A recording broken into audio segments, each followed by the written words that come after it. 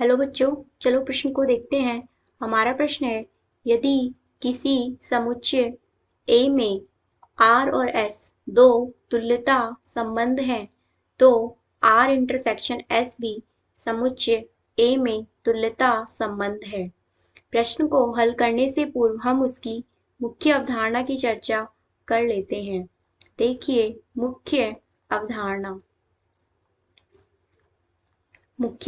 में हम यहाँ पे देखेंगे कि कैसे कोई संबंध तुल्यता संबंध होता है। तो तुल्यता संबंध होने के लिए तो हम लिखते हैं, तुल्यता संबंध होने के लिए से स्वतुल्य, सममित एवं संक्रामक होना चाहिए। तो हमने लिख दिया यहाँ पे।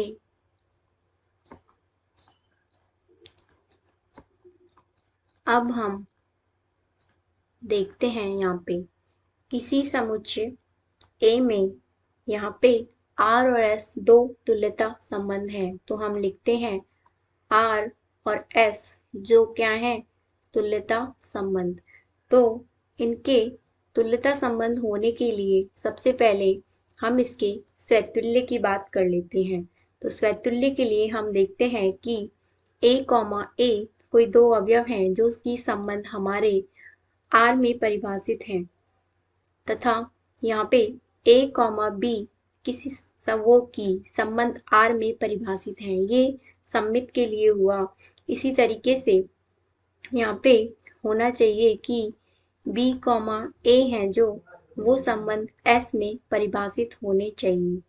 अब हम संक्रामक के लिए देखते हैं कि A, B हैं जो कि संबंध R में परिभाषित हैं।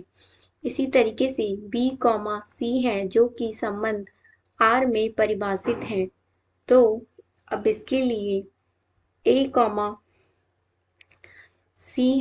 यहाँ पे R में परिभाषित होने चाहिए। इसी तरीके से A, C भी संबंध R में परिभाषित होने चाहिए। तो इसको हम समीकरण नंबर 1 दे देते हैं, और इसको हम समीकरण नंबर 2 दे देते हैं, और इसको हम समीकरण नंबर 3 दे देते हैं। इसी तरीके से अब हम यहाँ पे देखते हैं कि A, है जो कि यहाँ पे संबंध S में परिभाषित होने चाहिए स्वतुल्य के लिए।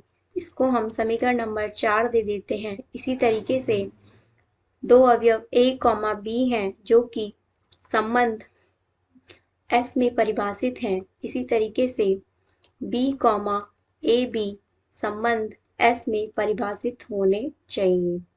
अब हम बात करते हैं यहाँ पे A, B जो संबंध S में परिभाषित हैं, और B, C वो भी संबंध S में परिभाषित हैं। तो यहाँ पे A, C हैं जो वो भी हमारे संबंध S में परिभाषित होने चाहिए, तभी वो हमारा संबंध संक्रामक होगा। अब हम यहाँ पे देखते हैं कि इक्वेशन 1 एवं 4 से तो हम लिखते हैं यहाँ पे हमारी समीकरण है जो 1 एवं 4 से। तो यहाँ पर होगा हमारा A है जो संबंध R और S में परिभाषित हैं।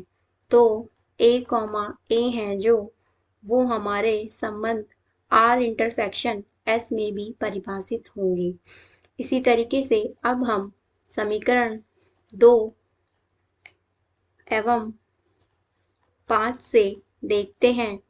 तो यहाँ पर A, B हैं जो कि संबंध R और S में परिभाषित हैं, और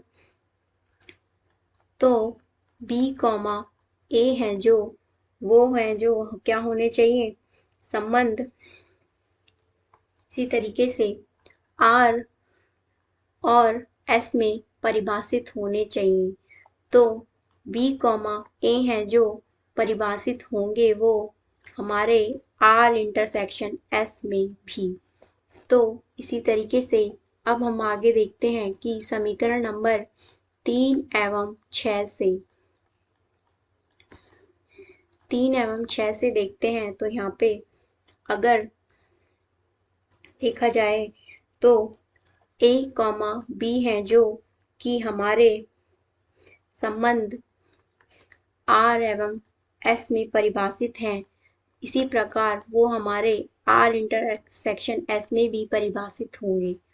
और अगर B, C संबंध B, C अवयव हैं जो वो हमारे R एवं S में परिभाषित हैं, तो वो हमारे B, C हैं जो वो संबंध हमारे R इंटरसेक्शन S में भी परिभाषित हैं।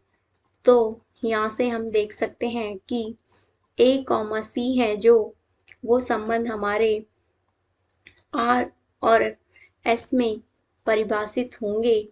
अगर वो R और S में परिभाषित हैं तो A, C हैं जो वो हमारे R इंटरसेक्शन S में भी परिभाषित होंगे। तो अब हमने प्रश्न की मुख्य अवधारणा के आधार पर यह देख लिया है कि एक तुल्यता संबंध के लिए हमने यहाँ पे इसे स्वतुल्य बताया है इधर, और इधर हमने इसे बताया है सममित, और इधर हमने बताया है इसे संक्रामक। तो अब हमने इसके तीनों संबंधों को बता दिया है, तो यह एक तुल्यता संबंध हुआ। तो हम लिखते हैं